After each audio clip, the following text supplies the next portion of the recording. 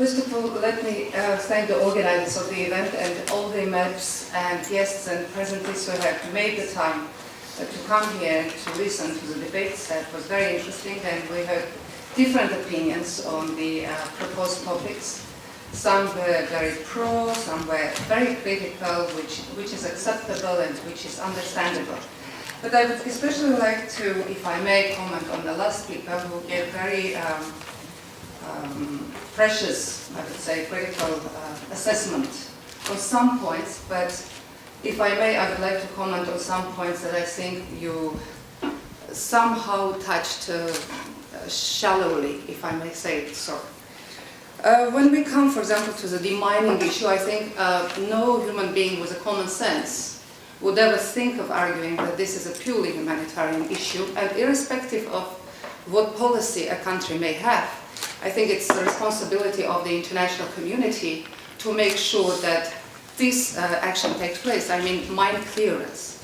And considering the fact that EU is funding demining by the same British organization in places like South Ossetia and Abkhazia. So I don't see why EU cannot do the same in Karabakh.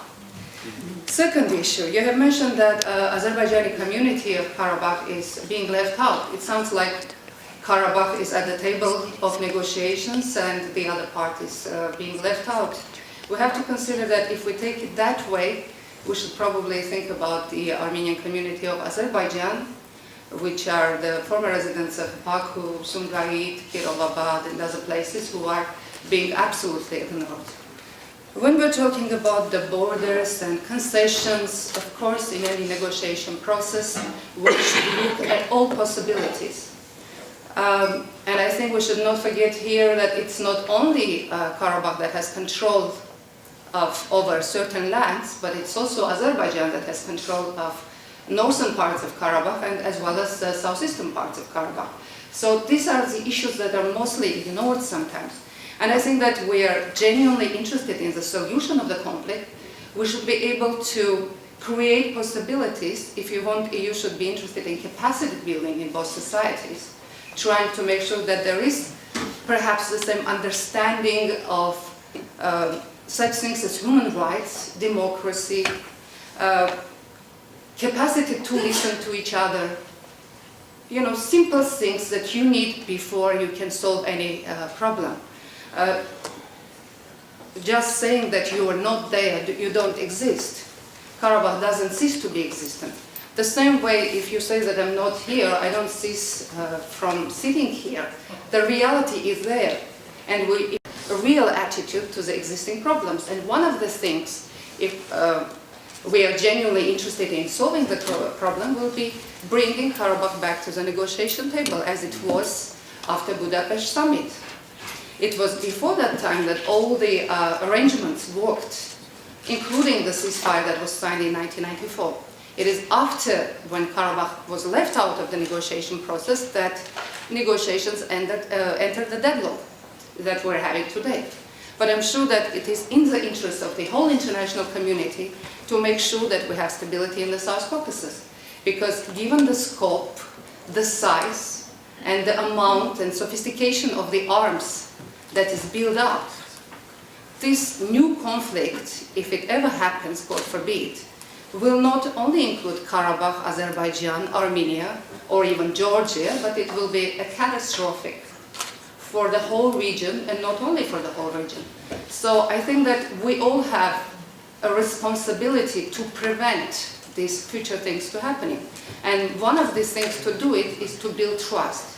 And I think that EU's efforts should be directed at trying to do exactly that, trying to return trust among the parties on all sides of the conflict by doing capacity building, by strengthening democratic institutions in Karabakh, in Azerbaijan, by working with teachers so that they can have a clear understanding on what they teach their children, what kind of values they're injecting into the younger generation, so that 40 years from now, because 20 years from the ceasefire, is it more than 20 years after the ceasefire, we haven't come any closer. The projects like EPA, of course they have tried to do something.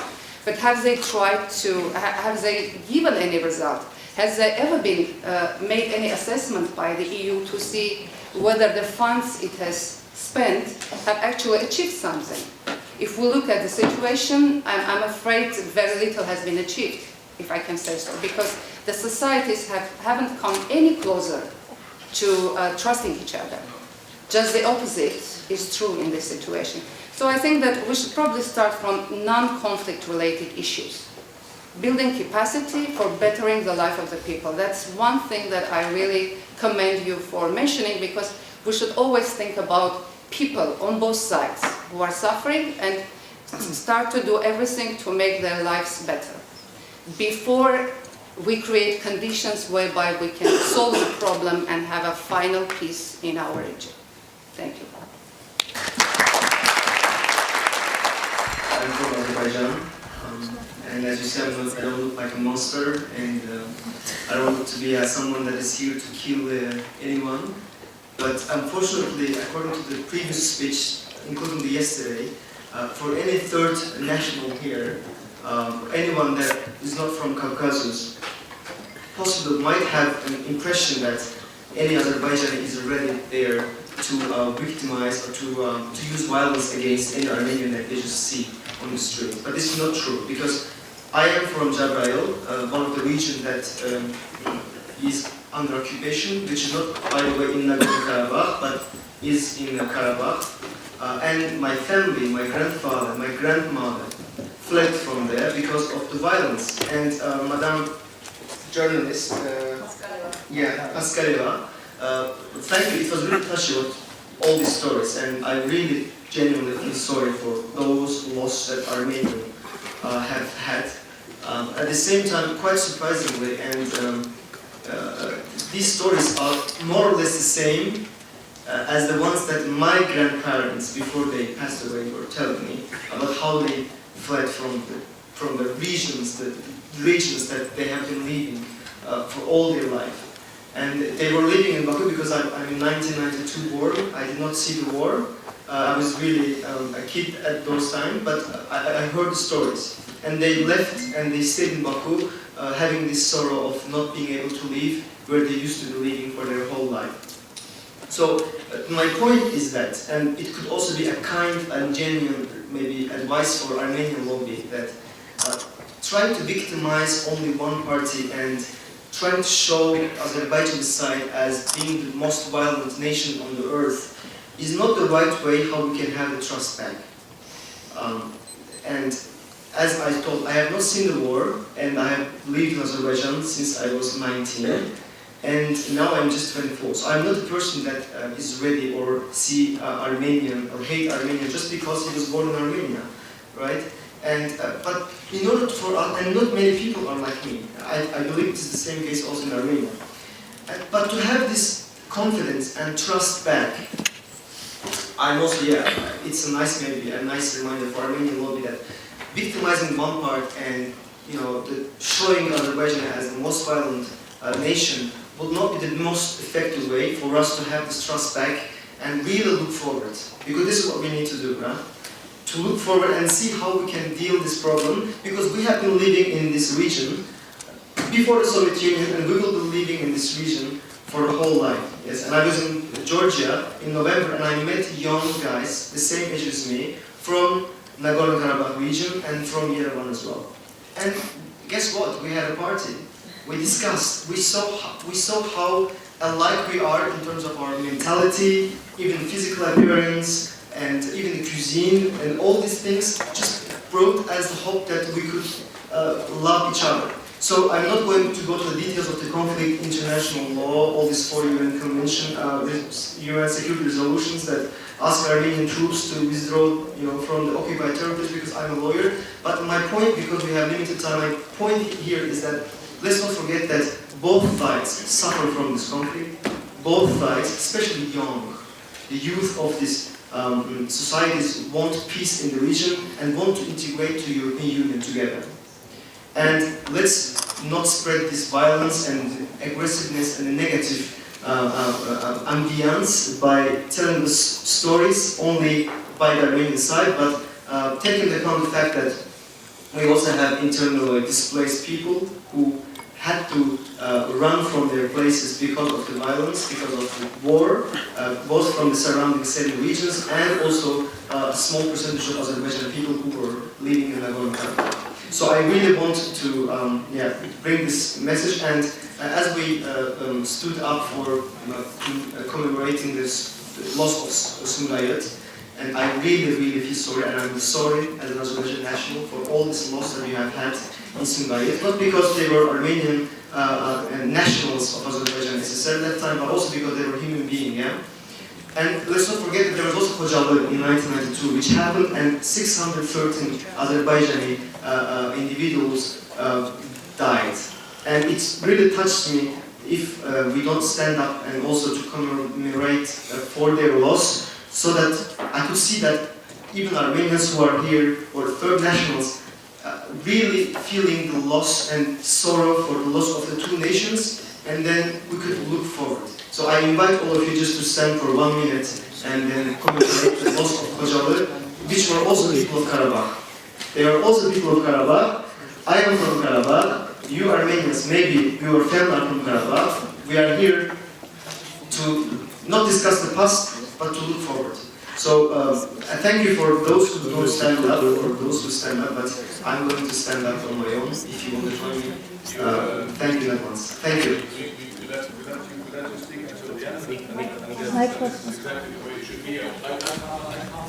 As long as your microphone is on, thank you, and so on.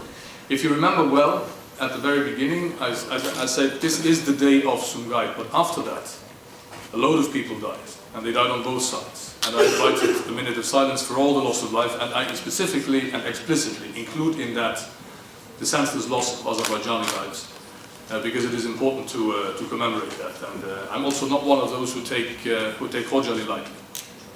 That's something that I wanted to add. I wanted to thank you for the tone of your intervention, which is much appreciated. But I would also want to tell you something in reply. Somebody like me, who does not consider himself primarily an Armenian lobbyist, I'm neither on Soros's payroll, nor have I ever gotten anything from anyone, and it just so happened that I went to Armenia before I could go to Azerbaijan. And after I'd been to Armenia and Nagorno-Karabakh, I could never go to Azerbaijan, because I was not welcome. I was blacklisted. Currently, Azerbaijan has an arrest warrant out against me. For nothing worse than just having been to Karabakh repeatedly. They tried to enforce that by Interpol. How reasonable do you think it is, and how much trust does that government inspire in me or in the other colleagues affected by it, if it sends out arrest warrants after members of the European Parliament, or indeed members of other parliaments, or journalists, or whoever it is, just because they go to a place?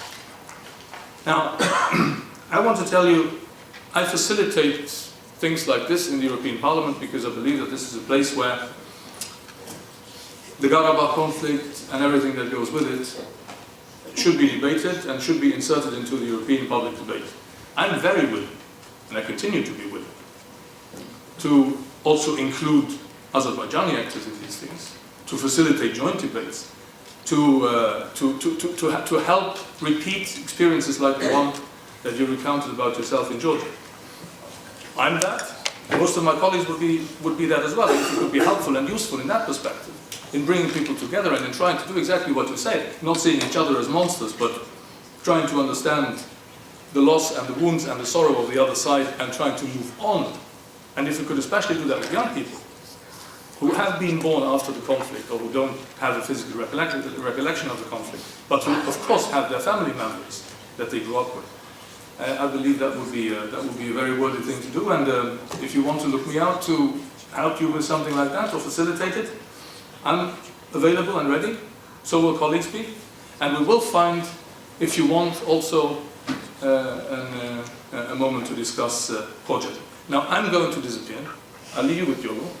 And, I'm so glad to hear from young Azerbaijani friends and people, which I'm looking to you not like enemy.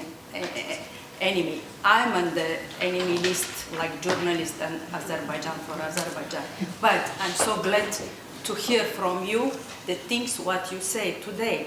And I hope most of the Azerbaijanians which is here, they think like you. But you're absolutely right to ask this question to your president Aliyev, who continue that aggressive political from 91, from Mutalibov, Elchibey, Gaydar Aliyev, and Ilham Aliyev today. You're absolutely right to ask him why we have that result today. Because this is from their aggressive politic. This is all that aggressive step what they did. And under the Karabakh, this lost territory, I'm so sorry about that.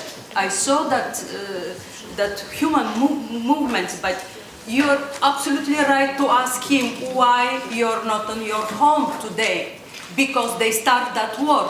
And I see this war not only 94, 91, 94, I see this war in 2016 in April, and this is absolutely the same aggressive politic. And I want to ask you to tell you something. This security belt, this territory around Artsakh, Karabakh, it's like security belt. I want to tell you just like fact. April 2nd, the most closer Armenians village, Talish, which is the next to the front line, these people, Azerbaijani special troops, come in the night and kill the people, civilian people, old people in their houses. So what give it to the Karabakh, that land, that territory is just security. This is the fact. And with fact, how we can tell each other. But first we must to trust each other. How we can trust each other when every month, every second month, is some diversion groups is trying to broken that peace. So like little bit peace, maybe 1 week, 2 weeks, doesn't shoot. But how we can do that? And for sure, and to talk, you must to sit on the table with Karabakh people and to talk with them. And you must to bring these new ideas how to come together and come down. Forget the president. We saw every day his military aggressive words and politics. But you're right to ask him because he's your president. Ask him. You pay for him.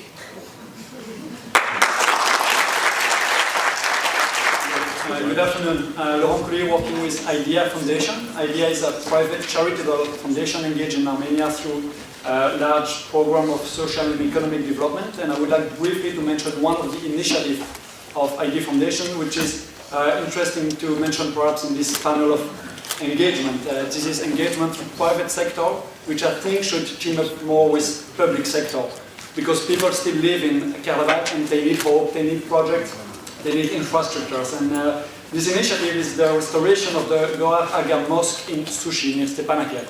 This is a very beautiful Islamic cultural heritage place, historical place in Karabakh. And IDEA Foundation since 2015 now is engaged in the coordination of the reconstruction of this place, or reconstruction of the mosque itself, reinforcement of the madrasa building, also redesigning the landscape, so really redeveloping the whole area, because this was asked by the government of Artsakh, but they don't have the necessary resource to do this. So IDEA Foundation provided skills, expertise, financing. We fundraised $1 million to cover all the costs of this project, and we've done socio-economic assessments with local population. We've done surveys to make sure that they would buy in, they would be interested, and also would benefit from the returns of such project. So what has been done by the government also of Artsakh is developing the infrastructure to get there, because today 14,000 people visit Artsakh annually as tourists. Those are statistics from government. And 90% of them visit the sushi mosque as it is extremely destroyed. So still something that's not really in shape is still visited. So it's important to preserve the cultural heritage, preserve the history, and also create bridges between the communities. And that's why we do here, because with this renewed infrastructure, it's also open to possibilities for direct benefits for local population, creation of jobs, creation of cultural places, exhibition halls, souvenir creation around this monument. So we really believe that preserving also Islamic historical heritage is a very important and very powerful message from the local community of Artsakh. Thank you. I'm representative of the Human Rights Defender's Office of the Republic of Artsakh. Just a quick comment to our Azerbaijani friend. I would be happy to hear such kind of words from all Azerbaijanis, at least from the president of Azerbaijan. Actually, not Armenian lobby and not Armenians, but the president of Azerbaijan himself presents Azerbaijan as the most aggressive country of the world, or one of the most aggressive countries, because just Aliyev awarded Safarov, who asked Gurgen Markaryan during a sleep in Budapest. He awarded the man who beheaded our soldiers in 2016, etc., etc. I think that's enough. I would be happy to see all Azerbaijanis, including this guy, in Karabakh, and he will see that his rights are also protected in Karabakh, and there is no problem there. But I also sorry for all kind of losses in this conflict, including Armenian and Azerbaijani losses. But just without communication, without talks, we can't go forward. That's why I urge everyone to talk about the future, to talk about the conflict resolution, and to talk about human rights. But don't pretend that there is nothing on behalf of Azerbaijan leadership or from Azerbaijan leadership. Unless Azerbaijani leadership allows its people to work together or to communicate with Armenians, we cannot have any kind of solution, and we cannot have any kind of, I don't know, settlement, even compromises, etc. Because trust is the basic foundation, basic condition for any settlement in the conflict. And I'm sorry to say, but I was also affected by the conflict, and I know the price of any kind of war, any kind of conflict. That's why I would urge not to have war, but to have talks. Thank you.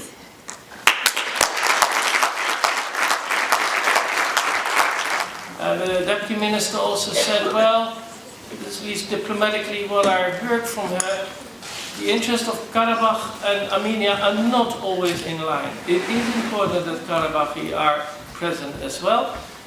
Problem is, what will be the incentives for Armenia and for Karabakh and for Aliyev to move forward, because some people just want to keep these things alive. It is in their interest to have a divided South Caucasus. Yes. Just a quick comment on the issue of the EU's role in supporting confidence building, human rights and democracy, which you mentioned, and I think it links to what we've been saying here.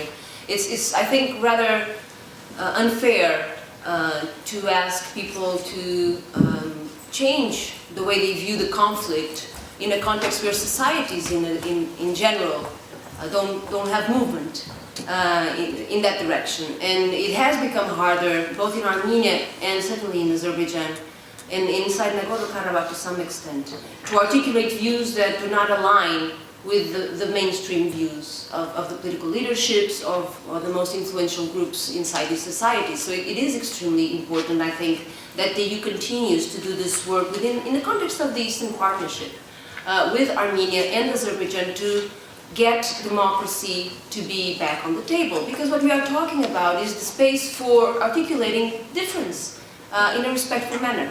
That is the basis of democracy, and that, in my view, would be a major contribution if the EU managed to make this a central aspect of its bilateral agenda with Armenia and Azerbaijan, because both societies truly need this to be back on the table, consolidate democratic institutions where people feel that they can articulate a vision for peace, which is lacking, I think, on both sides.